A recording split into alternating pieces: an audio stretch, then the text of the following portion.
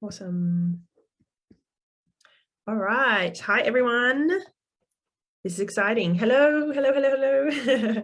I have Hello. Lara here again, beautiful Lara Dawn. Today we're talking about how we can harness the power of love to help support our ADHD child's emotions and emotional regulation. This is an interesting topic, huh? I'm excited. It is. Yeah, I just wanted to say there's two kinds of parenting, it seems like the soft parenting where you have the snuggles and the kisses and all those happy cutesy moments, and those are the easy times. Those are the soft, easy times. Then we've got the hard parenting times, like go brush your teeth, come for dinner. I've asked you 10 times to come for dinner. Can you please come for dinner? Get ready for school, stop fighting with your brother, like all the hard stuff. And when you're raising a child with ADHD, it feels like, no, it doesn't feel like, there is more of the hard parenting. So it's like you're pushing a boulder uphill and it's exhausting. And when you're dealing with kids with ADHD, their brains have an imbalance of neurotransmitters like dopamine, which is the feel good chemical, and adrenaline. And these kids are also receiving, by the age of 12, 20,000 more negative comments than a neurotypical peer.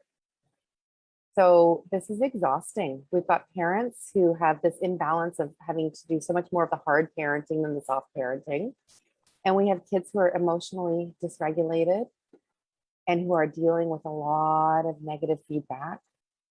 So why not harness the power of love for these kids? Yeah. And it sounds so fluffy and sweet. Oh yes, the power of love, but there's actually science behind it. Yes, I like how So you mentioned dopamine and oxytocin, things like that. Yeah, tell us more, because I want to learn as well. I'm always learning off people like you and people I interview and adding to my knowledge and my toolkit and things like that.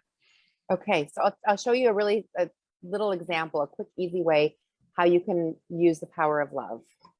So let's say your child is building a tower with blocks, and it falls over. And our natural instinct is to be like a cheerleader or fix it. So we might run in there and say, oh, like, what's the matter? Are you okay? It's okay. Come on, I'll help you fix the tower. We'll build a better one this time. That's like the natural instinct because we don't want to see them in pain. But what happens, even if we think that we're trying to de-escalate by saying things like, that's going to be better next time, or we might think it's a teachable moment, like, well, you know what? It often turns out that when things like this happen, we learn from our mistakes and the next one will be even better. But those things don't work because there's a disconnect with our kids. In that moment, that child is devastated, and kids live in the moment and they don't have all these years of life experience to determine that castle that they built collapsing is not really a big problem. They don't have the capacity. They're only a few years old, whatever, 4, 5, 6. So they don't have the skills to do that. Plus they live in the moment. And if you have ADHD, you're really living in the moment. So when we're trying to cheerlead or fix the problem, it will actually push the kids and escalate them further because they're feeling like they're not understood, they're not validated. So they better scream louder and show us bigger emotions until we really understand what's going on. So a way that you can use love is deeply listen. And by deeply listening, you're connecting with your child first. They're feeling validated. And then later on, if you want there to be a teachable lesson or some correction, that can happen later. So you say to the child, I know the tower broke. Can you make sure that your face and your voice are matching, they're mirroring what your child is feeling? Oh, that tower was so fantastic.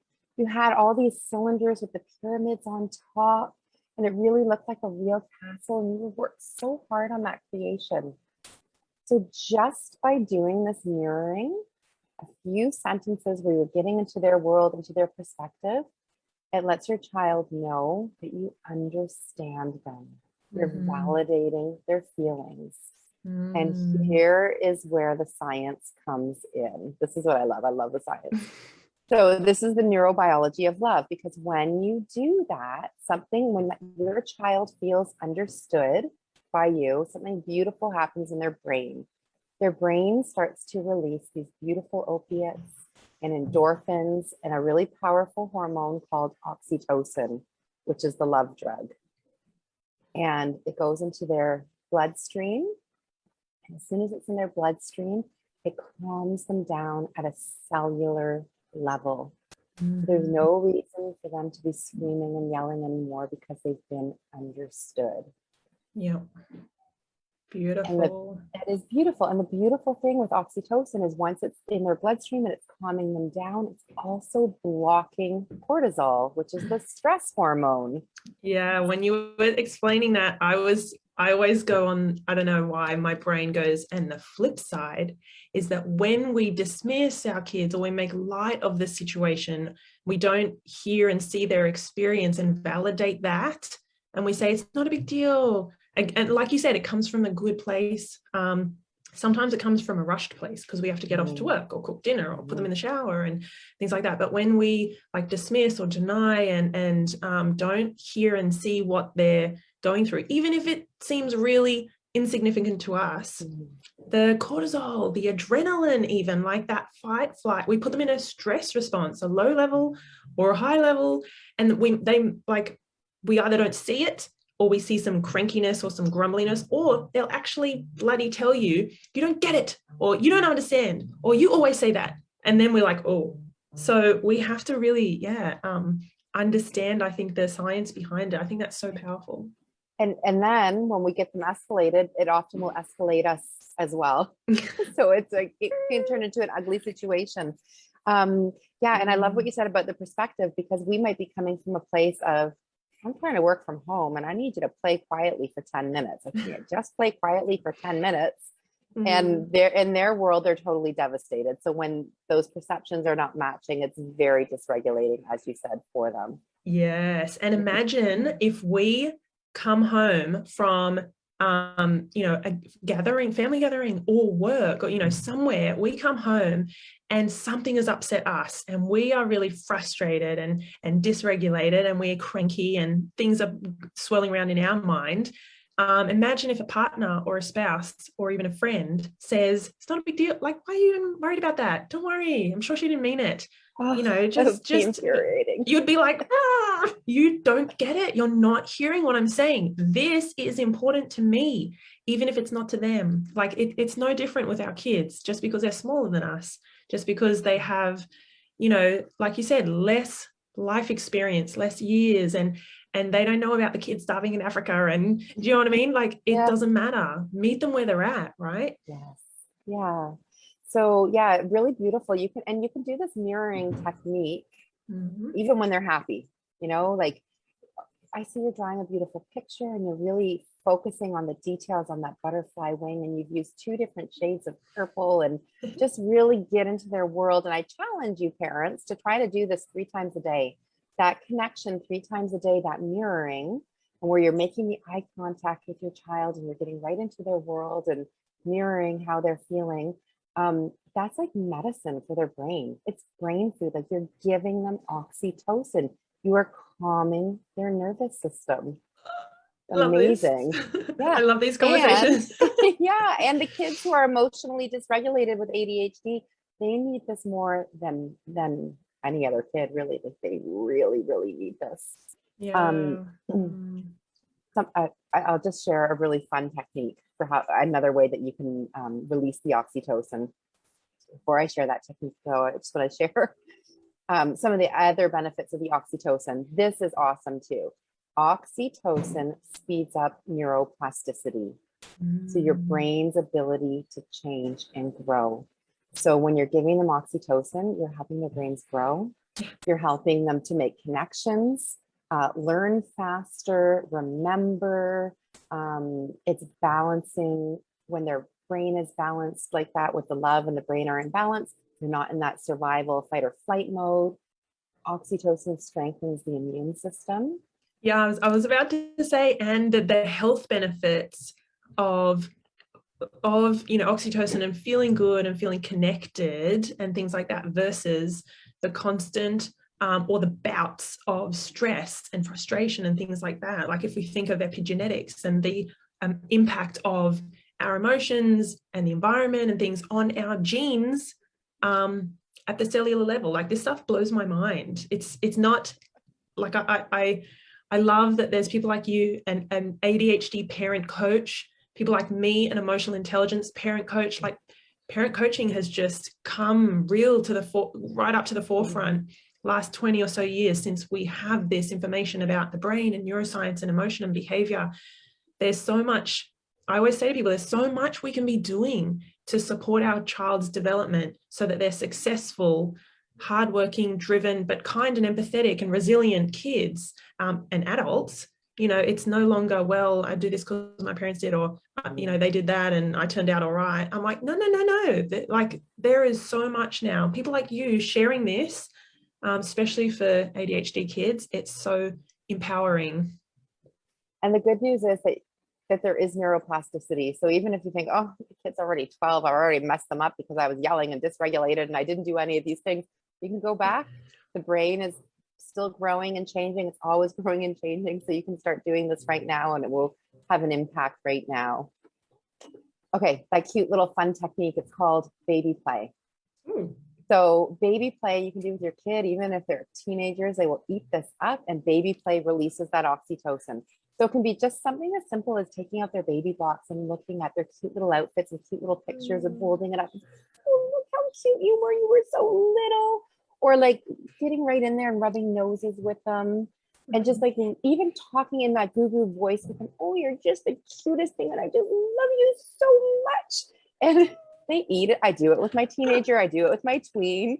And they just kind of melt into it. They love it. And that's giving them medicine for their brain, oxytocin. I'm so glad you said this, because even for my oldest, who's 7.5, I know he's still, like, I still feel like they're both little, but they love it when I hold their towel up like a big sheet when they step out of the shower or the bath, and I wrap them, and then I will either dry them and send them off to their room, or they'll say, "Mommy, can you carry me to my room?" And I have to like scoop them up this way. And I'm like, "Oh, you love my little baby." And they love it. It's like, it's obviously it's not in those moments where they're like, you know, during the day, but we can find and create these moments, right? They're so special. And a good reminder for us too, because when you've got a teenager that is cranky and slamming doors, and good reminder, look at that baby picture. That cranky teenager is your sweet little baby. Like, good to remind yourself. I love it. So let me ask, what kinds of things would you suggest parents of kids with ADHD do when they, let's say they are trying some of these strategies and they're implementing them, but maybe in the moment there is, you know, in the moment of a big emotion, or, you know, frustration over home learning, or even with a friendship, how would you bring some of those elements of, you know, acknowledging the emotion with your facial expression and things like that? What's a bit of a, I guess, a framework or a guide for when the emotions are high, what parents can do to support and help their child regulate those emotions? First of all, you just want to stop, because our instinct is to quickly react. So just stop, take a deep breath, just get in tune with yourself, because you need to be centered yourself. Good. And then try to put yourself in their position and do that mirroring, that talking with them, so that you know, so that they know that they're being understood. Mm-hmm. And after a few minutes, you will see that they'll start to come down. And then at that point, if they're still not settled, then you can offer a strategy to them. So kids need plans in advance. So when I'm feeling upset or frustrated, what can I do? And they should have a list or a visual or something. So maybe they do deep breathing. Maybe they go for a walk. Maybe they have a drink of water. Maybe in my house, we have a punching bag in our basement. And that's a strategy that you're really mad, just go punch the punching bag. So after you've done the mirroring, if they still need another strategy, you can say, okay, how can I help you? What strategy can I do to help you calm down even further? And then the teachable time happens later, when they're calm, when the emotions are out of the way, because when the emotions are high, the intelligence is low. So you can't have a teachable moment. You can't do any of the correcting in that moment. You have to wait until the emotions have passed. And they have to have a chance to feel their emotions and go through that. Yeah, good point. But what does happen if, I'm sure parents can kind of resonate with this, what does happen if we try to have those teachable moments or those discussions when they are still heightened and emotional? Not a pretty scene. Right? Because there's this actual switch in your brain. So the prefrontal cortex is responsible for all that logical thinking and the reasoning and the decision making and the inhibition. When the limbic system is in charge, the downstairs brain, it switches off the upstairs brain. So that conversation can't happen. Mm-hmm. Yep. We just got to wait. Yep. We got to allow those emotions, right? I think that is something that I hear a lot of parents struggle to do when we get down to it.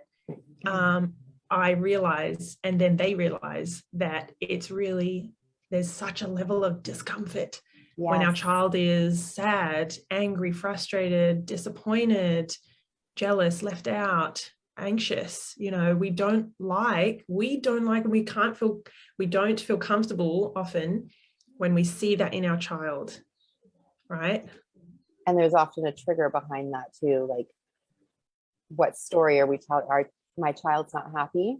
Like, I have done something wrong. I'm not a good enough mom. Like, and it just gets right down to your core beliefs and the stories that you're telling yourself. There's so much going on there. But yeah, we have to be comfortable when they're uncomfortable. It's okay. Because feelings are just energy in motion. Yes. That's true. Like, it's okay. It's okay. It's okay to feel your feelings. It's not okay to behave and react to your feelings in certain ways, but it's okay to have the feelings and feel the feelings and acknowledge them. Actually, they say name it to tame it. So that's something helpful. I know you have a beautiful emotions wheel. So having that posted in your house somewhere so that they can identify how they're feeling in the moment, that can help. Yeah. I think a lot of parents, go. You go ahead. I was going to say, I feel like a lot of parents get a little mixed up or the lines are blurred for them around allowing the emotion and not the behavior. Can you explain a little bit about that sort of difference?